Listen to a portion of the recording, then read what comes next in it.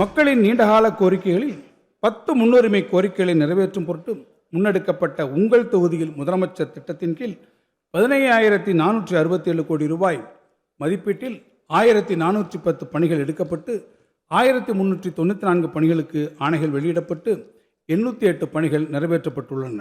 ஏனைய 586 பணிகள் நடைபெற்று வருகின்றன. இந்த இடைக்கால வரவு செலவு திட்ட மதிப்பீடுகளில் சிறப்பு திட்ட செயலாக்கத்துறைக்கு 17,088 கோடி ரூபாய் ஒதுக்கீடு செய்யப்பட்டுள்ளது. இளைஞர் நலன் மற்றும் விளையாட்டு மேம்பாடு. இளைஞர்களின் ஆற்றலை விளையாட்டுத் துறையில் ஆக்கப்பூர்வமாக பயன்படுத்துவதன் மூலம் வெற்றியாளர்கள் பலரை உருவாக்கி நமது மாநிலத்தை உலகறிய செய்யும் உயரிய நோக்கத்தோடு தமிழ்நாட்டின் பல்வேறு பகுதிகளில் தேவையான விளையாட்டு உட்கட்டமைப்பு வசதிகள் மேம்படுத்தப்பட்டு வருகின்றன. டாக்டர் கலைஞர் விளையாட்டு தொகுப்புகள் வழங்கும் திட்டத்தின் கீழ் 86 கோடி ரூபாய் நிதி ஒதுக்கீட்டில் 12,525 கிராம ஊராட்சிகளுக்கு 16,798 விளையாட்டு தொகுப்புகள் வழங்கப்பட்டுள்ளன. 4,226 விளையாட்டு வீரர்கள் பல்வேறு போட்டிகளில் கலந்து கொள்ள தேவையான விளையாட்டு கருவிகளை தமிழ்நாட்டு வாகையர் அறக்கட்டளை வழங்கியுள்ளது.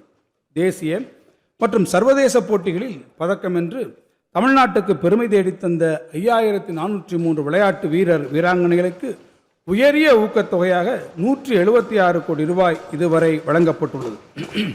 கடந்த 5 ஆண்டுகளில் முதலமைச்சர் கோப்பை விளையாட்டுப் போட்டிகள் முன்னெடுக்கப்பட்டு வெற்றி பெற்றவர்களுக்கு 101 கோடி ரூபாய் பரிசு தொகை வழங்கப்பட்டது.